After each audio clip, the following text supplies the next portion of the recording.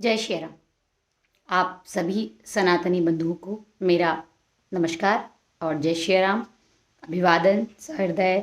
आप सबके लिए ढेर सारा ईश्वर का प्रेम और आशीर्वाद। आज आप लोगों को मैं एक टूर कराने वाली हूँ, एक यात्रा कराने वाली हूँ अपने साथ, जो कि हमारे गुरुदेव श्री कनक बिहारी दास जी महाराज, जो कि हमारे यज्ञ सम्राट हैं और रघुवंश शिरोमणि हैं, जिन्होंने अभी तक कई यज्ञ किए।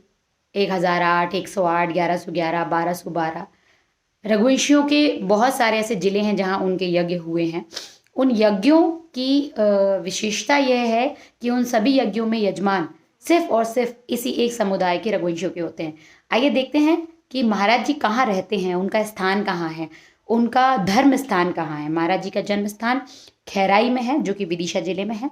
और महाराज जी अभी आखिरी जो अंतिम यज्ञ उन्होंने किया पिछले वर्ष, वो खैराई में ही किया। 108 कुंडी उनकी जन्मभूमि से जुड़े हुए लोगों की के धर्म लाभ हेतु।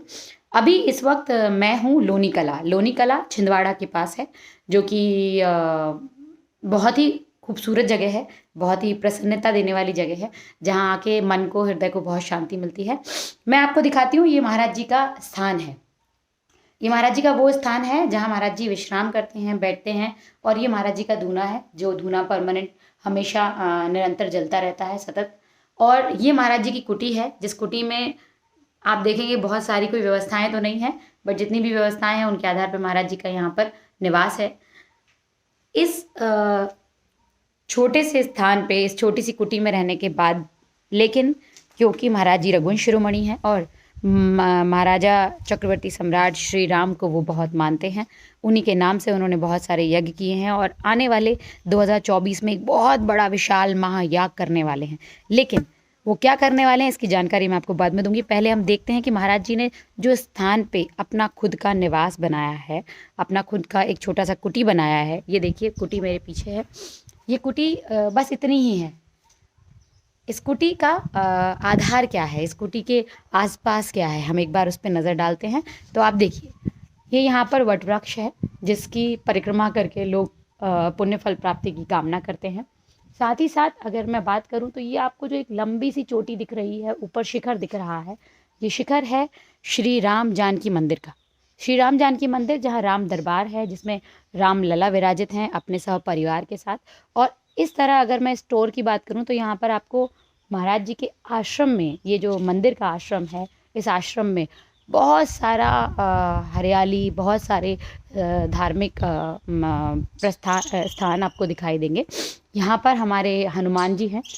ये महाराज जी की जो ज़मीन है सामने, उसमें से हुई जो उपज है वो यहाँ रखी हुई है, संग्रहित की गई है। ये हमारे हनुमान जी महाराज हैं। जय श्री राम। और यहाँ से अगर हम सामने की ओर देखेंगे तो ये है कनक भवन, जो कि अभी निरंतर प्रयास से बना जा रहा है। पिछले 7-8 वर्षों से इसका कार्य चल रहा है, जो कि धीरे धीरे धीरे धीरे धीरे हमारे धर्म लाभ प्राप्ति हेतु जो व्यक्ति आते हैं और जो हमारे ऐसे अनुयायी हैं महाराज जी के, जो चाहते हैं कि ये बहुत जल्दी बन के तैयार हो जाए, उनके योगदान से इसकी कार्य की प्रगति पर है। ये सामने जो आप ज़मीन देख रहे हैं, ये पूरी ज़मीन जो है ये आश्रम की है।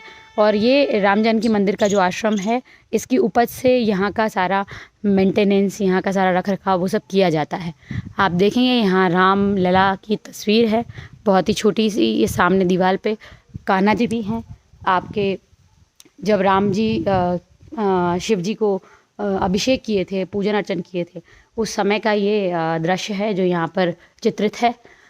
यदि आगे मैं आपको दिखाऊं तो ये हमारे महाराज जी के स्थान की गरिमा है कि यहाँ पर एक बहुत ही स्थानीय शिवलिंग है, जो कि काफ़ी प्राचीन है, जिसको जाने का ये रास्ता है, जहाँ पर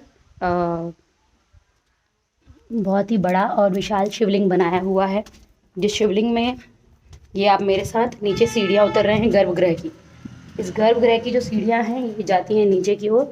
आज इत्तेफाक से यहाँ लाइट नहीं है, तो मुझे अंधेरे में ही आपको ये दिखाना पड़ रहा है।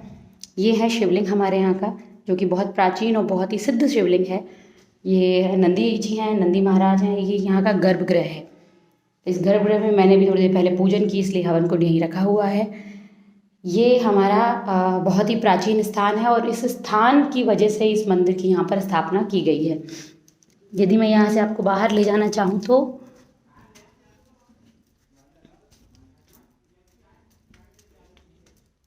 आप देख रहे होंगे कि यहाँ पर बिल्कुल अंधेरा है, क्योंकि कहते हैं ना माँ के गर्भ में अंधेरा रहता है, लेकिन सबसे ज़्यादा प्रकाश बाहर निकलने के बाद शिशु को दिखाई देता है। ये हम प्रकाश की ओर आ गए हैं।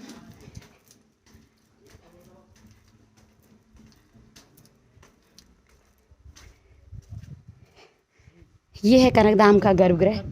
पीछे जितनी भी ये आपको जगह दिख रही है, ये सारी जगह, इसमें कोई ना कोई फसल, कुछ ना कुछ गन्ने, मकाई सब लगा हुआ है।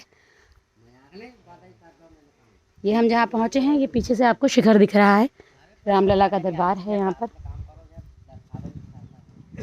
यदि पीछे आपको दिखाने ले जाऊँ तो आइए हम पीछे चलते हैं, क्योंकि यहाँ पर नदी का एक बहुत ही भव्य और सुंदर स्थल है। जिस जगह में एक पावन नदी निरंतर बहती है और उसके तट पर ये बहुत ही प्राचीन, सिद्ध और सुंदर सा स्थान बना हुआ है। मैं आपको यहाँ से दिखाती हूँ। ये देखिए पीछे पूरा स्थान दिख रहा है आपको, ये है कनकधाम। महाराज श्री राम के मंदिर के साथ साथ हमारे यज्ञ सम्राट श्री श्री 1008 कनक बिहारी दास जी महाराज का वो स्थान, जहाँ उन्होंने एक 11 फीट गुफा में अंदर रहकर, ज़मीन के अंदर रहकर निरंतर तपस्या की। तपस्या के बाद जब लोगों को, यहाँ के क्षेत्रवासियों को ये लगा कि ऐसा तो नहीं कि महाराज जी हैं कि नहीं हैं, कुछ लोगों ने तो ये मान लिया था कि महाराज जी अब शायद नहीं रहे। उस स्थिति में जब उनको निकाला गया बाहर, जब वो जगह को खोदा गया, तो पता चला महाराज जी पीत वर्ण के हो चुके थे, पीताम्बर जैसे हो गए थे। और उसके बाद से जब वो निकले हैं, तब से लोगों ने इस बात पे विश्वास किया है, लोगों ने इस बात को माना है कि महाराज जी अपने आप में स्वयं ईश्वर का एक अवतार है। ये यहाँ पर नदी है जो आप मेरे साथ देख रहे हैं, बहुत ही भव्य, बहुत ही सुंदर, बहुत ही रमणीक स्थल है। बहुत अच्छा घाट बना हुआ है। ये घाट भी आश्रम की ओर से बनाया गया है। बहुत ही भव्य, बहुत ही शानदार नज़ारा है। आप लोगों को जब भी समय मिले, जब भी आप इस तरफ आएँ, छिंदवाड़ा क्षेत्र की तरफ आएँ, तो इस जगह पे, इस स्थान पे आइएगा महाराज जी के दर्शन प्राप्ति हेतु, और साथ ही साथ रामलला, हनुमान जी और अन्नपूर्णा माता की दर्शन के लिए।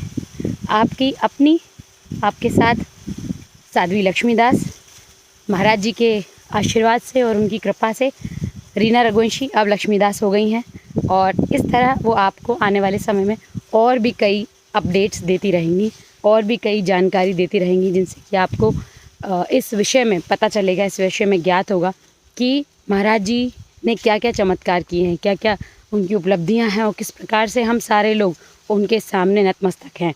क्यों हम उन्हें हमारे गुरुदेव और यज्ञ सम्राट कहते हैं। क्योंकि मैंने आपसे वादा किया था कि मैं आपको वीडियो के अंत में ये बताऊंगी कि 2024 में क्या होने वाला है। 2024 में क्या होने वाला है, इसके लिए आपको मेरा अगला वीडियो देखना पड़ेगा।